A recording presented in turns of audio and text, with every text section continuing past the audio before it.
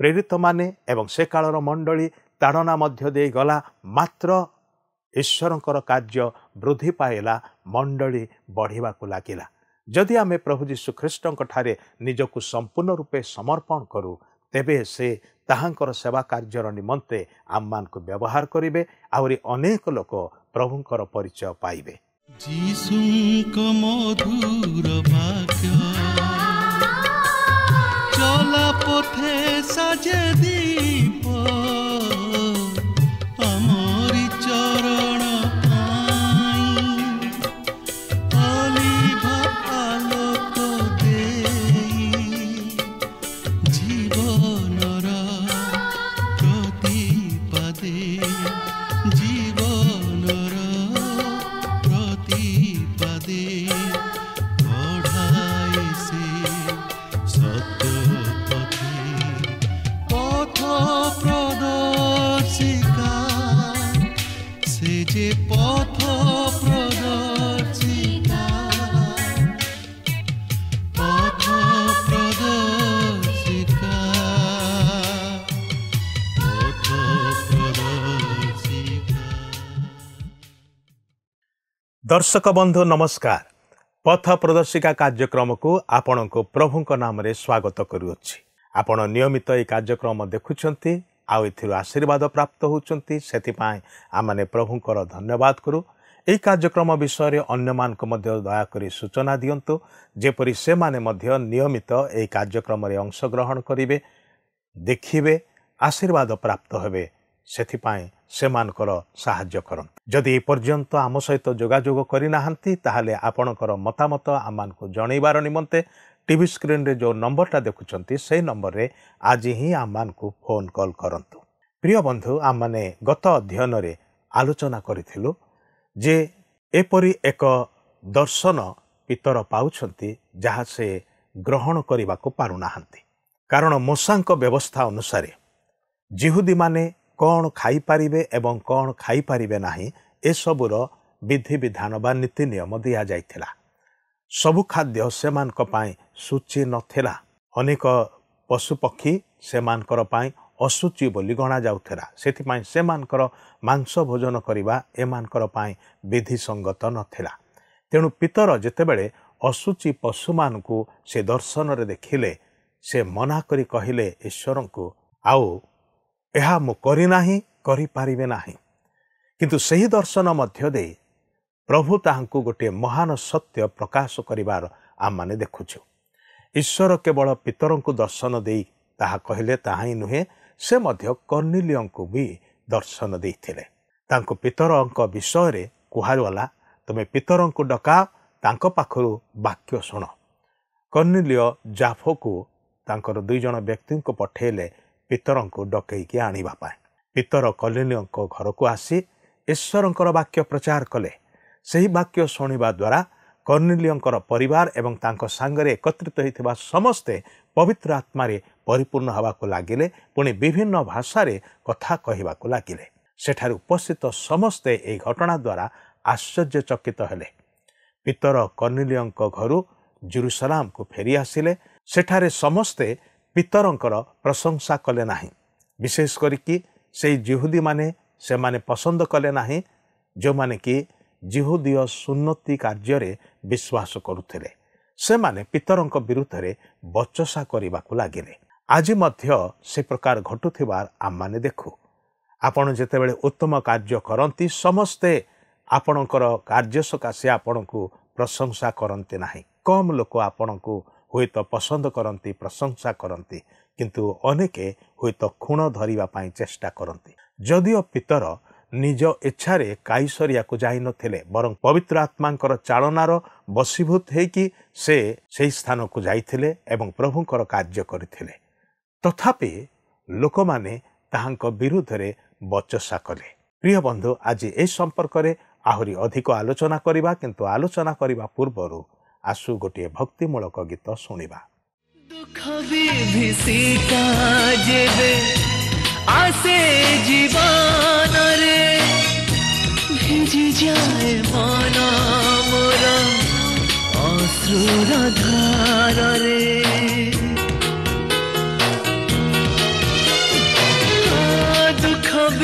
भीषिका जेबे आसे जीवन रे भिजी जाए मन मोर अश्रुर धार रे कहती से जे प्रेम रे रही तोर पाखरे भय भी नहीं आसिले झंझा प्रलय जीशु ही मोर आश्रय मो आश्रय जीशु ही मोर आश्रय मो आश्रय।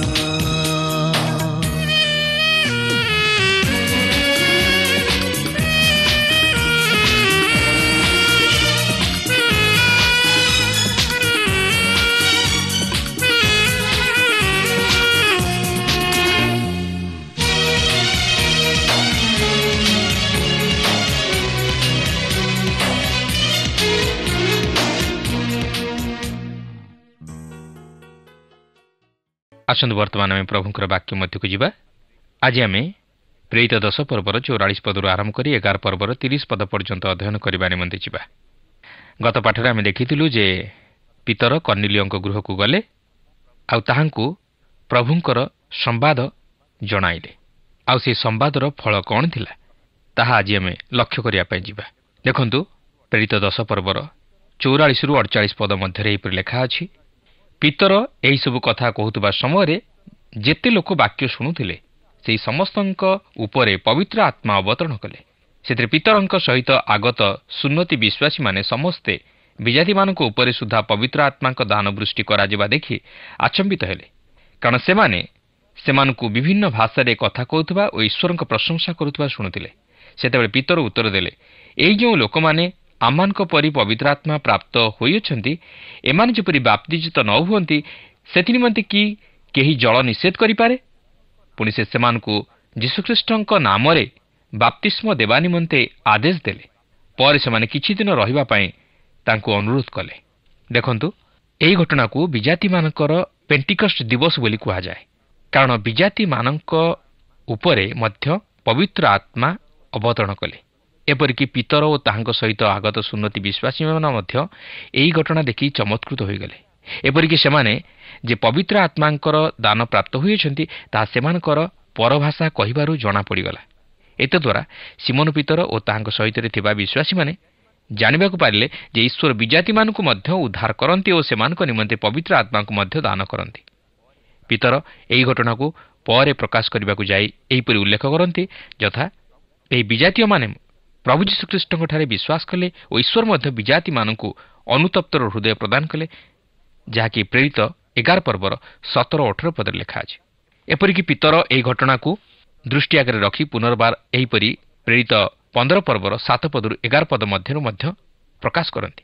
तेबे पीतर एहीपरि कहिबार उद्देश्य होछि जे से प्रमाणित करिदेबाकु चाहन्ति जिहुदी मानक प्रति प्रभु यीशुଙ୍କର अनुग्रह और पवित्र आत्माଙ୍କର दान जेपरि वर्ती थिला सेहीपरि विजाति मानक प्रति मध्य पवित्र आत्माकर दान वर्ती अछि और सेमाने प्रभु यीशु ख्रीष्टଙ୍କର अनुग्रह द्वारा मध्य उद्धार पाइछन्ति। तेबे पीतर एपरि कहिबार उद्देश्य होछि जे सेही समय जिहुदी लोके भाबुथिले विजाति माने उद्धार पाइबा असंभव, सेमाने प्रभु यीशु ख्रीष्टଙ୍କ अनुग्रहर अधिकारी होई परिबे नै। जदिओ प्रभु यीशु विजातीय मानकर उद्धार पाइबा विषय नै सेमानकु जणाई देइथिले, एपरिकी पीतरଙ୍କ मनरे मध्य सेही चिंताधारा थिला।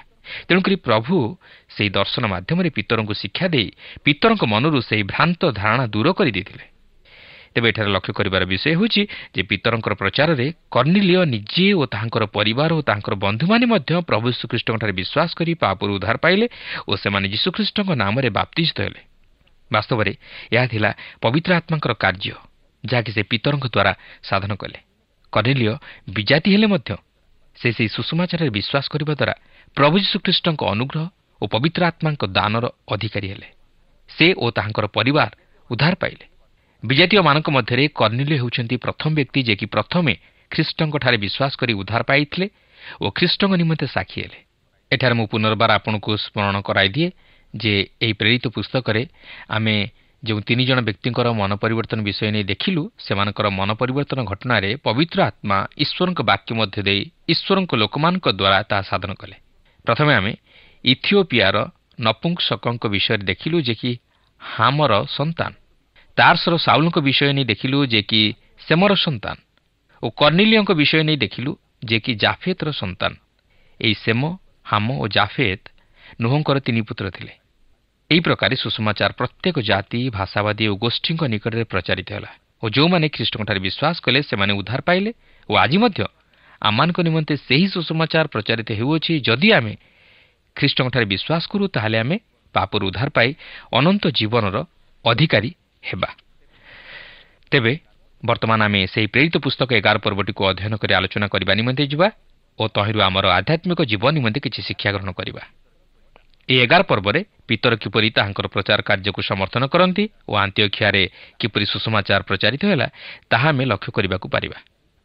ଶ୍ରୀ କର୍ଣ୍ଣିଲିୟଙ୍କ ଗୃହରେ କିପରି ବିଜାତୀୟମାନେ ପିତରଙ୍କ ପ୍ରଚାରରେ ମନ ପରିବର୍ତ୍ତନ କଲେ, ସେହି ବିଷୟ ପିତର ପୁନର୍ବାର ଏହି ପର୍ବରେ ଉପସ୍ଥାପିତ କରନ୍ତି ଓ ସେ ସେହି ଜେରୁସାଲେମରେ ଥିବା ବିଶ୍ୱାସୀମାନଙ୍କୁ ତାହା ସ୍ମରଣ କରାଇ ଦେବାକୁ ଚାହାନ୍ତି। ବିଜାତୀୟମାନେ ଯେ ପ୍ରଭୁଙ୍କର ବାକ୍ୟ ଗ୍ରହଣ କରି ମନ ପରିବର୍ତ୍ତନ କରିଅଛନ୍ତି, ଏହି ବିଷୟ ଜେରୁସାଲେମରେ ଥିବା ମଣ୍ଡଳୀର ବିଶ୍ୱାସୀମାନଙ୍କୁ କୌଣସି ଆନନ୍ଦ ଦେଇପାରିନଥିଲା। ସେମାନେ ସେହି ବିଷୟ ନେଇ ପିତରଙ୍କୁ ପ୍ରଶ୍ନ କରିଥିଲେ, କାରଣ ବିଜାତୀମାନେ ଯେ ଈଶ୍ୱରଙ୍କ ବାକ୍ୟ ଶୁଣି ମନ ପରିବର୍ତ୍ତନ କରିବେ, ଏହା ସେମାନେ ବିଶ୍ୱାସ କରିପାରିନଥିଲେ। ତେଣୁକରି ପିତର ସେମାନଙ୍କୁ ତାହାଙ୍କ ପ୍ରଚାରର ଯୁକ୍ତିଯୁକ୍ତ କାରଣ ଦର୍ଶାଇ ସେମାନଙ୍କୁ ତାହା ବୁଝାଇ ଦେଇଥିଲେ। ଏକ ଆଶ୍ଚର୍ଯ୍ୟର କଥା ଯେ ଆନ୍ତିଓଖିଆ ପରବର୍ତ୍ତୀ ସମୟରେ ବିଜାତୀୟମାନଙ୍କୁ ନେଇ ଗଢ଼ି ଉଠିଥିବା ମଣ୍ଡଳୀଗୁଡ଼ିକର କେନ୍ଦ୍ରସ୍ଥଳ ରୂପେ ପରିଗଣିତ ହୋଇଥିଲା। ତେବେ ଦେଖନ୍ତୁ, ପ୍ରେରିତ 11 ପର୍ବର ପ୍ରଥମ 3 ପଦରେ ଏହିପରି ଲେଖା ଅଛି, ବିଜାତୀମାନେ ମଧ୍ୟ ଯେ ଈଶ୍ୱରଙ୍କ ବାକ୍ୟ ଗ୍ରହଣ କରିଅଛନ୍ତି, ଏହା ପ୍ରେରିତମାନେ ଓ ଜିହୁଦା ପ୍ରଦେଶରେ ଥିବା ଭାଇମାନେ ଶୁଣିଲେ। ଆଉ ଯେତେବେଳେ ପିତର ଜେରୁସାଲେମକୁ ଆସିଲେ, ସେତେବେଳେ ସୁନ୍ନତି ଶିଷ୍ୟମାନେ ତାଙ୍କ ସହିତ ବିବାଦ କରି କହିଲେ, ତୁମେ ଅସୁନ୍ନତି ଲୋକମାନଙ୍କ ଗୃହରେ ପ୍ରବେଶ କରି ସେମାନଙ୍କ ସହିତ ଭୋଜନ କରିଅଛ। ଆପଣ ଦେଖନ୍ତୁ, ପିତରଙ୍କର ଏହି ପ୍ରକାର ବିଜାତୀୟମାନଙ୍କ ମଧ୍ୟରେ ପ୍ରଚାର କରିବା ନେଇ ସମଗ୍ର ମଣ୍ଡଳୀ ସନ୍ତୁଷ୍ଟ ନଥିଲେ। ସେମାନଙ୍କ ମଧ୍ୟରେ ଏହି ବିଷୟ ନେଇ ସନ୍ଦେହ ଓ ବିବାଦ ଉପୁଜିଥିଲା। ସେମାନଙ୍କ ମଧ୍ୟରେ ସୁନ୍ନତି ବିଶ୍ୱାସୀ ଓ ଅସୁନ୍ନତି ଲୋକମାନଙ୍କୁ ନେଇ ଭେଦଭାବ ସୃଷ୍ଟି ହୋଇଥିଲା। କାରଣ ସେହି ସମୟରେ ମୋଶାଙ୍କ ବ୍ୟବସ୍ଥା ଅନୁଯାୟୀ ଜିହୁଦୀ ଲୋକେ ସେମାନଙ୍କର ଲିଙ୍ଗାଗ୍ର ଚର୍ମର ଛେଦନ କରୁଥିଲେ ଓ ସୁନ୍ନତି ବିଶ୍ୱାସୀରେ ପରିଣତ ହେଉଥିଲେ। ମାତ୍ର ଜିହୁଦୀ ଜାତିକୁ ଛାଡ଼ିଦେଲେ ଅନ୍ୟାନ୍ୟ ଜାତିର ଲୋକେ ସୁନ୍ନତ ବିଧି ଅବଲମ୍ବନ କରୁନଥିଲେ। ତେଣୁକରି ସେମାନଙ୍କ ସହିତ ଜିହୁଦୀ ଜାତିର କୌଣସି ସମ୍ପର୍କ ବା ସହଭାଗିତା ନଥିଲା। ମାତ୍ର ପିତର ସେହି ଅଣଜିହୁଦୀମାନଙ୍କ ମଧ୍ୟକୁ ଯାଇ ସୁସମାଚାର ପ୍ରଚାର କରିବା ଦ୍ୱାରା ଓ ସେମାନେ ଈଶ୍ୱରଙ୍କ ବାକ୍ୟ ଗ୍ରହଣ କରି ମନ ପରିବର୍ତ୍ତନ କରିବା ଦ୍ୱାରା ପିତରଙ୍କୁ ସୁନ୍ନତି ଶିଷ୍ୟମାନେ ଦୋଷାରୋପ କରିବା ପାଇଁ ଚାହିଁଥିଲେ ଓ ତାହାକୁ ମଧ୍ୟ ପ୍ରଶ୍ନ କରିଥିଲେ। ମାତ୍ର ପିତର ସେଥି ନିମନ୍ତେ କ୍ଷମା ପ୍ରାର୍ଥନା ପୂର୍ବକ ସେମାନଙ୍କୁ ସ୍ପଷ୍ଟ ଭାବେ ବୁଝାଇ ଦେଇଥିଲେ ଯେ ସେ ନିଜର ମନରୁ ବା ଇଚ୍ଛାରୁ ସେ ପ୍ରକାର କରିନଥିଲେ। ମାତ୍ର ଈଶ୍ୱରଙ୍କ ଆତ୍ମାଙ୍କ ଦ୍ୱାରା ଚାଳିତ ହୋଇ ସେ ବିଜାତୀୟମାନଙ୍କ ନିକଟରେ ସୁସମାଚାର ପ୍ରଚାର କରିବାକୁ ବାଧ୍ୟ ହୋଇଥିଲେ ଓ ପବିତ୍ର ଆତ୍ମା ସେମାନଙ୍କୁ ମନ ପରିବର୍ତ୍ତନର ହୃଦୟ ପ୍ରଦାନ କଲେ, ଯଦ୍ୱାରା ସେମାନେ ଈଶ୍ୱରଙ୍କ ବାକ୍ୟ ଗ୍ରହଣ କରିବା ସଙ୍ଗେ ସଙ୍ଗେ ମନ ପରିବର୍ତ୍ତନ କଲେ। ଏହା ଯେ ପବିତ୍ର ଆତ୍ମାଙ୍କର କାର୍ଯ୍ୟ, ଏହା ପିତର ସେମାନଙ୍କୁ ଜଣାଇ ଦେବାକୁ ଯାଉଅଛନ୍ତି। ଦେଖନ୍ତୁ, 4 ପଦରୁ 6 ପଦ ମଧ୍ୟରେ ଲେଖା ଅଛି, କିନ୍ତୁ ପିତର ବିଷୟଟି ଆଦ୍ୟ ପ୍ରାନ୍ତ ବୁଝାଇବାକୁ ଆରମ୍ଭ କରି କହିଲେ, ମୁଁ ଜାଫୋ ନଗରରେ ପ୍ରାର୍ଥନା କରୁଥିଲି ଏବଂ ମୂର୍ଚ୍ଛିତ ହୋଇ ଏହି ଦର୍ଶନ ପାଇଲି, ଗୋଟିଏ ପାତ୍ର ତଳକୁ ଆସୁଅଛି, ଯେପରି ଗୋଟିଏ ବଡ଼ ଚାଦର 4 କୋଣରେ ଧରା ହୋଇ ଆକାଶରୁ ଖସାଇ ଦିଆଯାଉଅଛି, ଆଉ ତାହା ମୋ ପର୍ଯ୍ୟନ୍ତ ଆସିଲା। ମୁଁ ତାହା ପ୍ରତି ଏକ ଦୃଷ୍ଟିରେ ଚାହିଁ ଚିନ୍ତା କରିବାକୁ ଲାଗିଲି ଓ ସେଥିରେ ପୃଥିବୀର ଚତୁଷ୍ପଦ ପ୍ରାଣୀ, ବନ୍ୟ ପଶୁ, ସରୀସୃପ ଓ ଆକାଶର ପକ୍ଷୀ ସବୁ ଦେଖିଲି। ଦେଖନ୍ତୁ, ପିତର ଏଠାରେ ତାହାଙ୍କର ସେହି ଦର୍ଶନର ବିଷୟ ପୁନର୍ବାର ଉପସ୍ଥାପିତ କରିବାର କାରଣ ହେଉଛି ଯେ ସେ ଜଣାଇ ଦେବାକୁ ଚାହାନ୍ତି ସେ ପର୍ଯ୍ୟନ୍ତ ସେହି ଦର୍ଶନର ଭାବ ବୁଝିପାରିନଥିଲେ ଓ ସେ ଈଶ୍ୱରଙ୍କର ଆଦେଶ ପ୍ରତି ସମ୍ବେଦନଶୀଳ ନଥିଲେ, ମାତ୍ର ଚମତ୍କୃତ ହୋଇଯାଇଥିଲେ। ଏହାପରେ 7 ପଦରୁ 10 ପଦ ମଧ୍ୟରେ ସେହି ଦର୍ଶନ ପ୍ରତି ତାହାଙ୍କ ମନର ପ୍ରତିକ୍ରିୟା କ'ଣ ଥିଲା ଓ ଈଶ୍ୱରଙ୍କର ଆଦେଶ ପ୍ରତି ତାହାଙ୍କର ପ୍ରତ୍ୟୁତ୍ତର କ'ଣ ଥିଲା, ତାହା ସେ ଅତି ସୁନ୍ଦର ଭାବେ ଉପସ୍ଥାପିତ କରିଅଛନ୍ତି। କିନ୍ତୁ ପିତର ଏଠାରେ କହିବାକୁ ଚାହାନ୍ତି ଯେ ଏହି ଦର୍ଶନ ଏକ ସ୍ୱର୍ଗୀୟ ଦର୍ଶନ ଥିଲା। ଏହା ଊର୍ଦ୍ଧ୍ୱରୁ ଆଗତ ହୋଇ ପୁନର୍ବାର ଊର୍ଦ୍ଧ୍ୱକୁ ଅର୍ଥାତ୍ ସ୍ୱର୍ଗକୁ ଅପସାରିତ ହୋଇଥିଲା। ଏହା ହିଁ ଥିଲା ଈଶ୍ୱରଙ୍କର ଯୋଜନା, ଯେପରି ବିଜାତୀୟମାନେ ଈଶ୍ୱରଙ୍କ ଅନୁଗ୍ରହର ଅଧିକାରୀ ହୁଅନ୍ତି। ପିତର ଜଣାଇ ଦିଅନ୍ତି ଯେ ସେ ତାହା ଚାହୁଁନଥିଲେ, ମାତ୍ର ଏହା ଈଶ୍ୱର ଯିଏକି ପିତରଙ୍କୁ ତାହା ସାଧନ କରିବା ନିମନ୍ତେ ପ୍ରେରଣ କଲେ। ଏହା ହିଁ ଥିଲା ଈଶ୍ୱରଙ୍କର ଯୋଜନା, ଯେପରି ସମଗ୍ର ମାନବଜାତି ନିକଟରେ ଖ୍ରୀଷ୍ଟଙ୍କ ସୁସମାଚାର ପ୍ରଚାରିତ ହେବାକୁ ପାରେ ଓ ସମଗ୍ର ମାନବଜାତି ଖ୍ରୀଷ୍ଟଙ୍କ ଅନୁଗ୍ରହର ଅଧିକାରୀ ହୁଅନ୍ତି, ଅର୍ଥାତ୍ ପାପରୁ ଉଦ୍ଧାର ପାଇ ପରିତ୍ରାଣର ଅଧିକାରୀ ହୁଅନ୍ତି। କାରଣ ପରିତ୍ରାଣ ଈଶ୍ୱରଙ୍କର ଅନୁଗ୍ରହର ଦାନ। ଦେଖନ୍ତୁ, ସେହି ଦର୍ଶନ ପରେ ଯାହା ସବୁ ଘଟିଲା ପିତର ତହିଁର ବିବରଣୀ ପ୍ରଦାନ କରନ୍ତି, ଯାହାକି 11 ପଦରୁ 15 ପଦ ମଧ୍ୟରେ ଲେଖା ଅଛି। ପୁଣି ଦେଖନ୍ତୁ, ସେହି କ୍ଷଣି 3 ଜଣ ଲୋକ ଆମମାନେ ଯେଉଁ ଗୃହରେ ଥିଲୁ ସେଥିର ସମ୍ମୁଖରେ ଆସି ଠିଆ ହେଲେ। ସେମାନେ କାଇସରିଆରୁ ମୋ ନିକଟକୁ ପ୍ରେରିତ ହୋଇଥିଲେ। ପୁଣି କିଛି ସନ୍ଦେହ ନ କରି ସେମାନଙ୍କ ସାଙ୍ଗରେ ଯିବା ନିମନ୍ତେ ଆତ୍ମା ମୋତେ କହିଲେ। ଆଉ ଏହି 6 ଜଣ ଭାଇ ମଧ୍ୟ ମୋ ସାଙ୍ଗରେ ଗଲେ। ପୁଣି ଆମ୍ଭେମାନେ ସେହି ବ୍ୟକ୍ତିଙ୍କ ଗୃହରେ ପ୍ରବେଶ କଲୁ। ସେ କିପରି ଜଣେ ଦୂତଙ୍କର ଦର୍ଶନ ପାଇଥିଲେ ତାହା ଆମମାନଙ୍କୁ ଜଣାଇଲେ। ସେହି ଦୂତ କିପରି ତାଙ୍କ ଗୃହରେ ଠିଆ ହୋଇ କହିଲେ, ଜାଫକୁ ଲୋକ ପଠାଇ ପିତର ଉପନାମ ପ୍ରାପ୍ତ ସିମୋନକୁ ଡକାଇ ଆଣ। ଯେ ସମସ୍ତ ବାକ୍ୟ ଦ୍ୱାରା ତୁମ୍ଭେ ଓ ତୁମ୍ଭର ସମସ୍ତ ପରିବାର ପରିତ୍ରାଣ ପାଇବ, ସେହି ତୁମକୁ ସେହିସବୁ କହିବେ। ପରେ ମୁଁ କଥା କହିବାକୁ ଆରମ୍ଭ କରିବା ସମୟରେ ପବିତ୍ର ଆତ୍ମା ପ୍ରଥମରେ ଆମମାନଙ୍କ ଉପରେ ଅବତରଣ କଲାପରି ସେମାନଙ୍କ ଉପରେ ସୁଦ୍ଧା ଅବତରଣ କଲେ। ସେହି ଦର୍ଶନ ସହିତ କର୍ଣ୍ଣିଲିୟଙ୍କ ଗୃହରେ ଘଟିଥିବା ଘଟଣାର ଯେ ଯଥେଷ୍ଟ ସାମଞ୍ଜସ୍ୟତା ଅଛି ଓ ତାହାଙ୍କର ସେହି ଦର୍ଶନର ଭାବ ଯେ ସ୍ପଷ୍ଟ ପ୍ରକାଶିତ ହେଉଅଛି, ତାହା ପିତର ଏଠାରେ ଜଣାଇ ଦେବାକୁ ଚାହାନ୍ତି। ଓ ଏହି କାର୍ଯ୍ୟ ଯେ ପବିତ୍ର ଆତ୍ମାଙ୍କର କାର୍ଯ୍ୟ, ଏହା ମଧ୍ୟ ପିତର ସ୍ପଷ୍ଟ ଭାବେ ଜଣାଇ ଦିଅନ୍ତି। ଏହାପରେ ଏହି ଘଟଣା ପ୍ରତି ପିତର ନିଜର ମନୋଭାବ ଓ ମତାମତକୁ ପ୍ରକାଶ କରିବାକୁ ଯାଇ ଏହିପରି କହନ୍ତି, ଯାହାକି 16 ଓ 17 ପଦରେ ଲେଖା ଅଛି। ସେତେବେଳେ ପ୍ରଭୁଙ୍କ ଉକ୍ତ ଏହି ବାକ୍ୟ ମୋହର ସ୍ମରଣରେ ପଡ଼ିଲା, ଯୋହନ ଜଳରେ ବାପ୍ତିସ୍ମ ଦେଲେ ସତ, କିନ୍ତୁ ତୁମେମାନେ ପବିତ୍ର ଆତ୍ମାରେ ବାପ୍ତିସ୍ମ ହେବ। ଅତଏବ ଆମ୍ଭେମାନେ ପ୍ରଭୁ ଯୀଶୁଖ୍ରୀଷ୍ଟଙ୍କଠାରେ ବିଶ୍ୱାସ କରିବା ସମୟରେ ଈଶ୍ୱର ଯେପରି ଆମମାନଙ୍କୁ ଦାନ ଦେଇଥିଲେ, ସେହିପରି ଯେବେ ସେମାନଙ୍କୁ ସୁଦ୍ଧା ସମାନ ଦାନ ଦେଲେ, ମୁଁ କିଏ ଯେ ଈଶ୍ୱରଙ୍କୁ ପ୍ରତିରୋଧ କରିପାରିଥାନ୍ତି?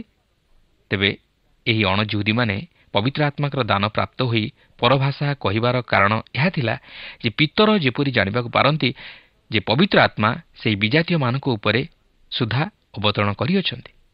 ତା ନହେଲେ ପିତର କିପରି ଜାଣିବାକୁ ପାରିଥାନ୍ତେ ଯେ ସେମାନେ ପବିତ୍ର ଆତ୍ମାରେ ବାପ୍ତିସ୍ତ ହୋଇଅଛନ୍ତି, ଯାହାକି ସେମାନଙ୍କୁ ବିଶ୍ୱାସୀ ମଣ୍ଡଳୀର ଅନ୍ତର୍ଭୁକ୍ତ କରାଏ। ପିତର ଏଠାରେ ସେହି ସୁନ୍ନତି ଶିଷ୍ୟମାନଙ୍କ ନିକଟରେ ତାହା ହିଁ ପ୍ରକାଶ କରନ୍ତି ଯେ ଈଶ୍ୱରଙ୍କ ଅନୁଗ୍ରହ ବିଜାତୀୟମାନଙ୍କ ନିମନ୍ତେ ମଧ୍ୟ ପ୍ରକାଶିତ ହୋଇଅଛି ଓ ସେମାନେ ମଧ୍ୟ ପବିତ୍ର ଆତ୍ମାଙ୍କ ଦାନର ଅଧିକାରୀ, ଆଉ ତାହା ଖ୍ରୀଷ୍ଟ ଯୀଶୁଙ୍କଠାରେ ବିଶ୍ୱାସ କରିବା ଦ୍ୱାରା ସମ୍ଭବ ହୋଇଥାଏ। କାରଣ ଈଶ୍ୱରଙ୍କ ନିକଟରେ କୌଣସି ଜାତି, ଅଜାତି ବା ଉଚ୍ଚ ନିଚର ଭେଦଭାବ ନାହିଁ। ସେ ସମସ୍ତଙ୍କୁ ପ୍ରେମ କରନ୍ତି ଓ ସମସ୍ତଙ୍କ ନିମନ୍ତେ ତାହାଙ୍କ ଅନୁଗ୍ରହର ଦ୍ୱାର ମୁକ୍ତ ରଖିଅଛନ୍ତି ଓ ସେ ସମସ୍ତଙ୍କୁ ପାପରୁ ଉଦ୍ଧାର କରି ଅନନ୍ତ ଜୀବନର ଅଧିକାରୀ କରାଇବାକୁ ଚାହାନ୍ତି। ତେଣୁକରି ପିତର କହୁଅଛନ୍ତି, ମୁଁ କିଏ ଯେ ଈଶ୍ୱରଙ୍କୁ ପ୍ରତିରୋଧ କରିପାରିଥାନ୍ତି? 18 ପଦରେ ଲେଖା ଅଛି, ଏହି ସମସ୍ତ କଥା ଶୁଣିବାରୁ ସେମାନେ ନିରୁତ୍ତର ହେଲେ ଓ ଈଶ୍ୱରଙ୍କର ପ୍ରଶଂସା କରି କହିଲେ, ତେବେ ଈଶ୍ୱର ବିଜାତିମାନଙ୍କୁ ମଧ୍ୟ ଜୀବନ ପ୍ରାପ୍ତି ନିମନ୍ତେ ମନ ପରିବର୍ତ୍ତନ ଦାନ କରିଅଛନ୍ତି। ଦେଖନ୍ତୁ, ସେହି ସୁନ୍ନତି ଶିଷ୍ୟମାନେ ପିତରଙ୍କଠାରୁ ଏହି ସମସ୍ତ କଥା ଶୁଣି ତାହାଙ୍କ ସହିତ କୌଣସି ଯୁକ୍ତି କରିପାରୁନାହାନ୍ତି, କିନ୍ତୁ ସେମାନେ ନୀରବ ରହୁଛନ୍ତି, କାରଣ ଏହା ଈଶ୍ୱରଙ୍କର ଆଡ଼ୁ ଘଟିଥିଲା ଓ ଏହା ଈଶ୍ୱରଙ୍କର କାର୍ଯ୍ୟ ଥିଲା। ତେଣୁକରି ସେମାନେ ଈଶ୍ୱରଙ୍କର ପ୍ରଶଂସା କରୁଅଛନ୍ତି। ଏହା ଏକ ମହାନ ଦିନ ଥିଲା। ବିଜାତୀୟମାନଙ୍କ ନିମନ୍ତେ ଦ୍ୱାର ଉନ୍ମୁକ୍ତ ହୋଇଗଲା। ଆଜି ମଧ୍ୟ ଜଗତର କୋଣେଇ କୋଣେଇ ସୁସମାଚାର ପ୍ରଚାରିତ ହେବାରେ ଲାଗିଛି ଓ ଅନେକ ଆଜି ପ୍ରଭୁ ଯୀଶୁଖ୍ରୀଷ୍ଟଙ୍କଠାରେ ବିଶ୍ୱାସ କରି ଈଶ୍ୱରଙ୍କ ଅନୁଗ୍ରହର ଅଧିକାରୀ ହେଉଛନ୍ତି ଓ ପାପରୁ ଉଦ୍ଧାର ପାଇ ସେହି ଅନନ୍ତ ଜୀବନର ଅଧିକାରୀ ହେଉଅଛନ୍ତି। କାରଣ ଈଶ୍ୱର ବିଜାତିମାନଙ୍କୁ ମଧ୍ୟ ଜୀବନ ପ୍ରାପ୍ତି ନିମନ୍ତେ ମନ ପରିବର୍ତ୍ତନ ଦାନ କରିଅଛନ୍ତି। ଆସନ୍ତୁ ଏହାପରେ ଦେଖିବା ସୁସମାଚାର କିପରି ଆନ୍ତିଓଖିଆ ପର୍ଯ୍ୟନ୍ତ ବ୍ୟାପିଗଲା। 19 ଓ 20 ପଦରେ ଲେଖା ଅଛି, ଇତିମଧ୍ୟରେ ସ୍ତିଫାନଙ୍କ ସକାଶେ ଘଟିଥିବା କ୍ଲେଶ ହେତୁ ଯେଉଁମାନେ ଛିନ୍ନଭିନ୍ନ ହୋଇଯାଇଥିଲେ, ସେମାନେ ଫୈନିକିଆ, କୁପ୍ର ଓ ଆନ୍ତିଓଖିଆ ପର୍ଯ୍ୟନ୍ତ ଭ୍ରମଣ କରି କେବଳ ଯହୁଦୀମାନଙ୍କ ବିନା ଆଉ କାହାରି ନିକଟରେ ବାକ୍ୟ ପ୍ରଚାର କରୁନଥିଲେ।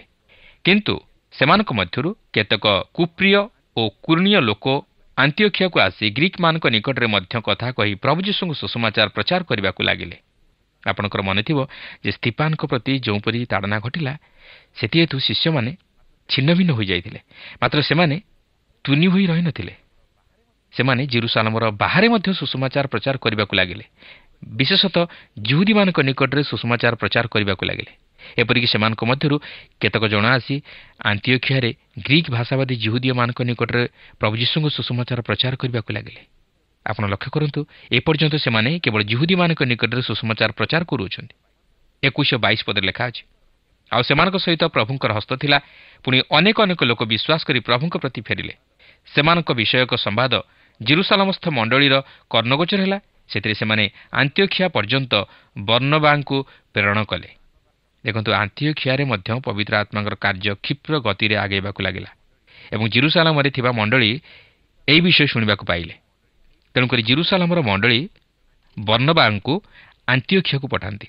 ବର୍ତ୍ତମାନ ଆମେ ଦେଖିବାକୁ ଯିବା ଯେ ଆନ୍ତିଓଖିଆ ଖ୍ରୀଷ୍ଟୀୟ ମଣ୍ଡଳୀର ଦ୍ୱିତୀୟ କେନ୍ଦ୍ରସ୍ଥଳ ରୂପେ ପରିଚିତ ହେବାକୁ ଯାଉଅଛି। ପ୍ରକୃତରେ ଜେରୁସାଲେମଠାରୁ ଆନ୍ତିଓଖିଆକୁ କେନ୍ଦ୍ରସ୍ଥଳ ସ୍ଥାନାନ୍ତରିତ ହେଲା, ଯାହାକି ଆମେ ପରେ ଦେଖିବାକୁ ପାରିବା। କିନ୍ତୁ ବର୍ତ୍ତମାନ ଏଠାରେ ଲକ୍ଷ୍ୟ କରିବାର ବିଷୟ ହେଉଛି ଯେ ବର୍ଣ୍ଣବା ସେହି ଆନ୍ତିଓଖିଆକୁ ଆସିବା ପରେ ସେଠାକାର ଲୋକମାନଙ୍କ ମଧ୍ୟରେ ଏକ ଅଦ୍ଭୁତ ପରିବର୍ତ୍ତନ ଘଟିଅଛି।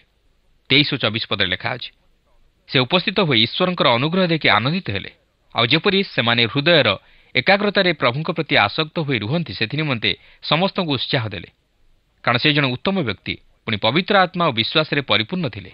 ଏହି ପ୍ରକାରେ ଅନେକ ଅନେକ ଲୋକ ପ୍ରଭୁଙ୍କଠାରେ ସଂଯୁକ୍ତ ହେଲେ। ଦେଖନ୍ତୁ, ଏଠାରେ ବର୍ଣ୍ଣବାଙ୍କ ବିଷୟ ନେଇ ଚମତ୍କାର ଭାବେ ପ୍ରକାଶ କରାଯାଇଅଛି। ବର୍ଣ୍ଣବା ଜଣେ ଉତ୍ତମ ବ୍ୟକ୍ତି ଥିଲେ, ପୁଣି ପବିତ୍ର ଆତ୍ମା ଓ ବିଶ୍ୱାସରେ ପରିପୂର୍ଣ୍ଣ ଥିଲେ।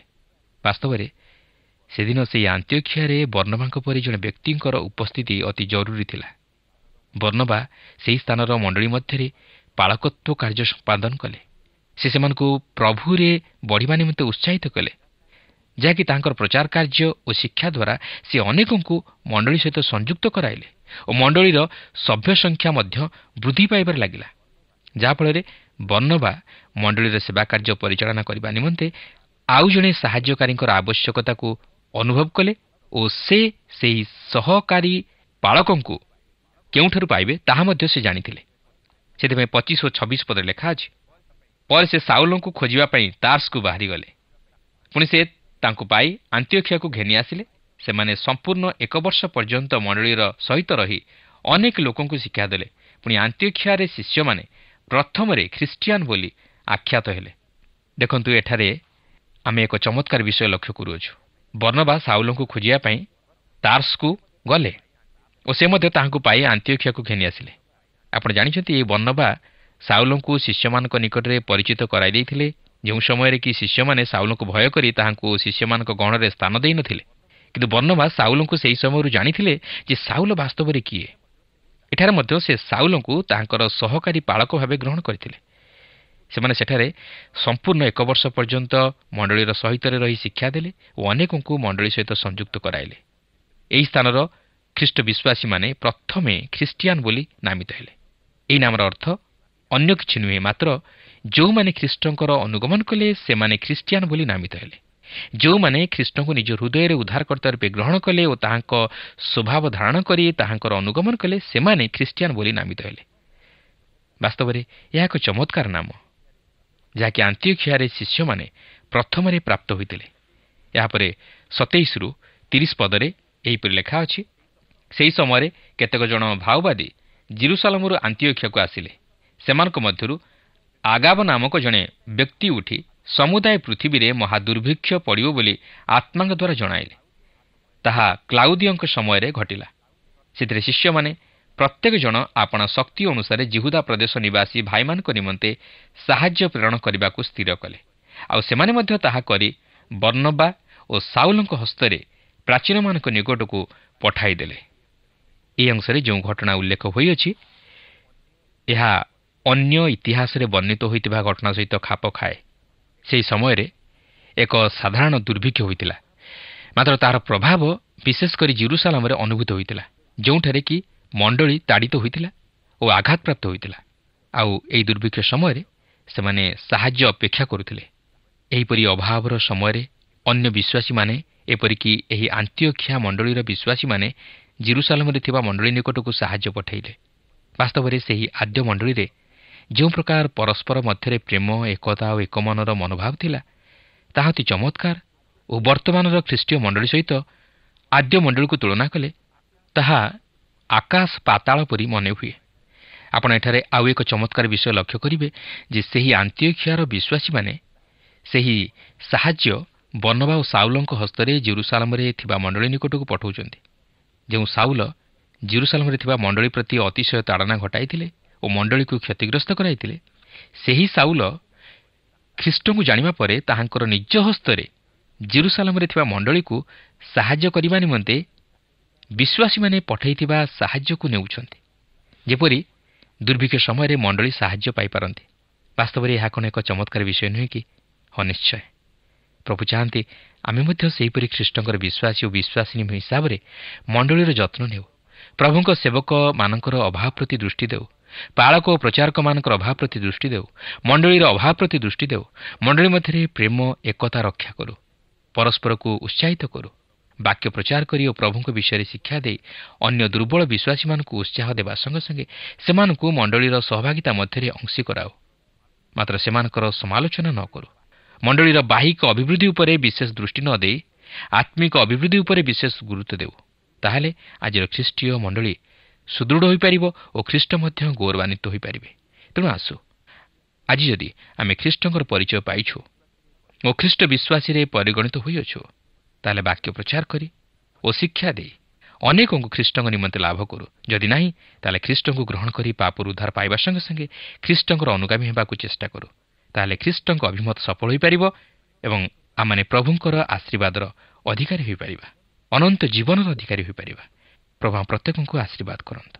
ଆଶା କରେ ଆଜିର ଅଧ୍ୟୟନ ଆପଣଙ୍କୁ ଭଲ ଲାଗିଛି ଏବଂ ଆତ୍ମିକ ଜୀବନରେ ଆପଣ ବେଶ୍ ଉପକୃତ ହୋଇଛନ୍ତି।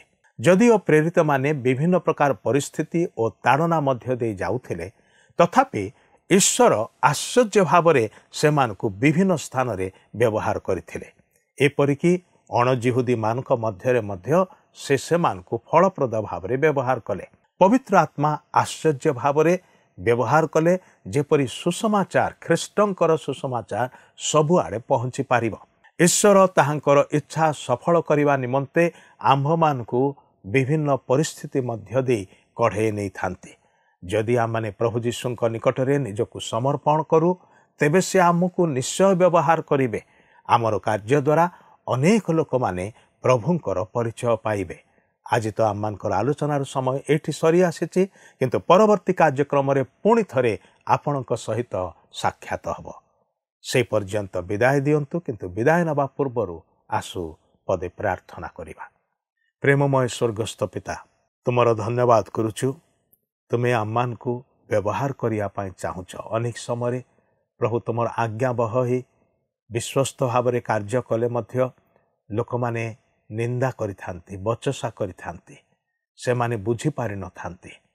କିନ୍ତୁ ତୁମେ କେବେ ବି ଆମମାନଙ୍କୁ ଭୁଲ ବୁଝି ନାହଁ ପ୍ରଭୁ, ବରଂ ଆମମାନଙ୍କର କାର୍ଯ୍ୟ ତୁମଠାରେ ତୁମ ଦ୍ୱାରା ନିଷ୍ଫଳ ଯାଏ ନାହିଁ, ତାହା ପୁରସ୍କୃତ ହେବାକୁ ଯାଉଛି। ସେଥିପାଇଁ ତୁମ ପ୍ରତି ବିଶ୍ୱସ୍ତ ରହିବା ପାଇଁ, ତୁମର ପ୍ରତି ଆନୁଗତ୍ୟ ରହିବା ପାଇଁ ଏବଂ ତୁମର ଆଜ୍ଞାବହ ହୋଇକି କାର୍ଯ୍ୟ କରିବା ପାଇଁ ସାହାଯ୍ୟ କର। ଦର୍ଶକ ବନ୍ଧୁମାନଙ୍କୁ ତୁମ ଚରଣ ତଳେ ତୋଳି ଧରୁଛି। ସେମାନଙ୍କର ବ୍ୟକ୍ତିଗତ ପାରିବାରିକ ଜୀବନକୁ ଆଶୀର୍ବାଦ କର। ଯାହା କିଛି ଅସୁବିଧା ଅଛି, କଷ୍ଟ, ଦୁଃଖ, କ୍ଲେଶ ଅଛି, ସମସ୍ୟା ଅଛି, ନିରାଶା, ହତାଶା ଅଛି, ସେ ସବୁରୁ ତୁମେ ସେମାନଙ୍କୁ ମୁକ୍ତ କରି ତୁମଠାରେ ଯେଉଁ ଶାନ୍ତି ଅଛି, ଆନନ୍ଦ ଅଛି, ତାହା ସେମାନଙ୍କୁ ଅନୁଭବ କରିବା ପାଇଁ ସାହାଯ୍ୟ କର।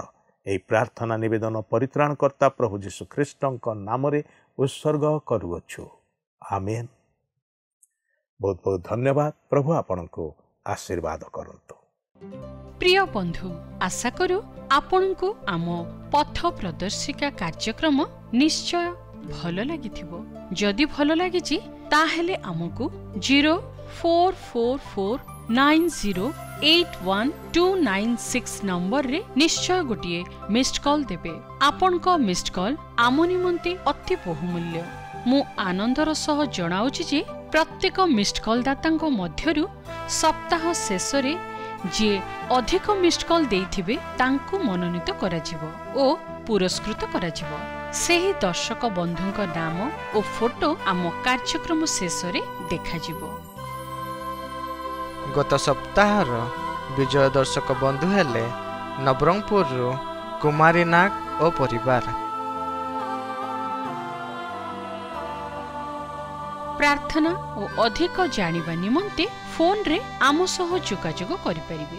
ଆମ ଟେଲିଫୋନ ନମ୍ବର ହେଲା 9777221415 ଆଉ ଆମ ଠିକଣା ଟିଭି ସ୍କ୍ରିନରେ ଦିଆଯାଇଅଛି। ଧନ୍ୟବାଦ।